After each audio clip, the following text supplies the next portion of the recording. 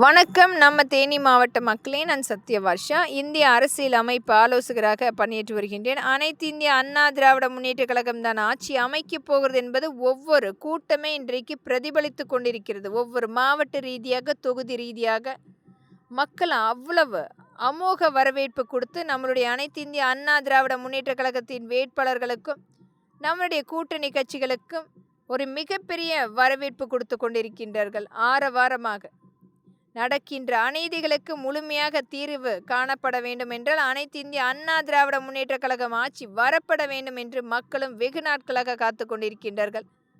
ஒரு நிர்வாக சீர்கேடு எந்த விதத்திலுமே மக்களுக்குரிய திட்டங்களாக கொண்டு வராமல் மக்களுடைய தலையில் இன்றைக்கு 12 லட்சம் கோடி மிகப்பெரிய ஒரு கடன் சுமையை கொண்டு வந்த இந்த திராவிட முன்னேற்ற கழகத்தினுடைய 2.0 விளம்பர மாடல் நமக்கு தேவையா? ஒரு 5 ஆண்டில் 7 லட்சம் கோடியை எந்த விதத்திலுமே மக்களுக்காக கொண்டு போகாமல் ஒரு தனி குடும்பம் எடுத்து வைத்து ஒவ்வொரு மாவட்ட ரீதியாக ஆக்கிரமை செய்து கொண்டிருக்கிறது. வளமான ஒவ்வொரு மாவட்டத்தையுமே இன்றைக்கு இவர்கள் கைப்பற்றி பினாமி நிறுவனங்களாக மாற்றிக்கொண்டிருக்கின்றார்கள். மக்களை அடித்து விரட்டி ஒவ்வொரு இடத்திலுமே விவசாய நிலங்களை கைப்பற்றுவது, இடத்தை கைப்பற்றி ஒரு பினாமி சரகேட் பிஸ்னஸாக உருவாக்கி கொண்டிருக்கின்றார்கள்.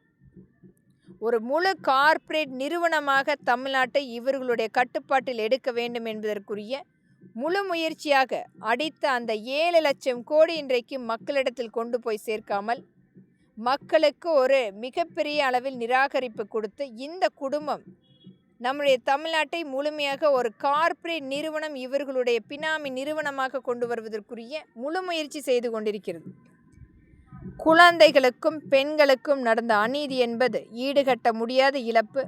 18,000 குழந்தைகள் கற்பழிக்கப்பட்டு வழக்குகள் பதிவு செய்திருக்கின்றார்கள். பெண்கள் 35,000 பெண்கள் கற்பழிக்கப்பட்டு வழக்குகள் பதிவு செய்திருக்கின்றார்கள். ஈடுகட்ட முடியாத இழப்பு. அதிலும் அண்ணா பல்கலைக்கழகத்தில் நடந்த அநீதி என்பது அந்த மாணவிக்கு அதற்கு காரணம் உதயநிதி தான் என்று தெரிந்தால் கூட இன்னும் வாய் திறக்காத அரசியல் அமைப்புகள், ஊடகங்கள், ஒரு அரசாங்கமே மக்களை சீரழித்து கொண்டிருக்கிறது.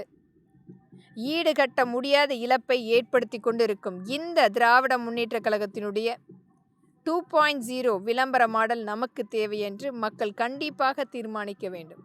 காவல்துறையை மிகப்பெரிய அளவில் கைக்கூலிகளாக இவர்களுக்கு துணையாக நின்ற குற்றங்களுக்கு அவர்கள் அடியாட்களாக வேலை செய்து கொண்டிருக்கும் நிலைமையும் நாம் பார்த்து கொண்டிருக்கிறோம். அப்பாவி மக்களை விரட்டி அடித்து அச்சுறுத்தக்கூடிய சூழ்நிலையும் கடந்த 5 ஆண்டில் நாம் பார்த்து கொண்டிருந்தோம். முழுமையாக தமிழ்நாட்டை ஒரு வனவாசத்தையே காண்பித்த இந்த திராவிட முன்னேற்ற கழகத்தினுடைய 2.0 இன்னும் விளம்பரத்துக்கு மேல் விளம்பரம், தினமும் ஒரு விளம்பரத்தை எடுத்து மக்களிடத்தில் நம்பிக்கைக்குரிய கட்சியாக தன்னை விளம்பரப்படுத்தி கொண்டிருக்கிறது.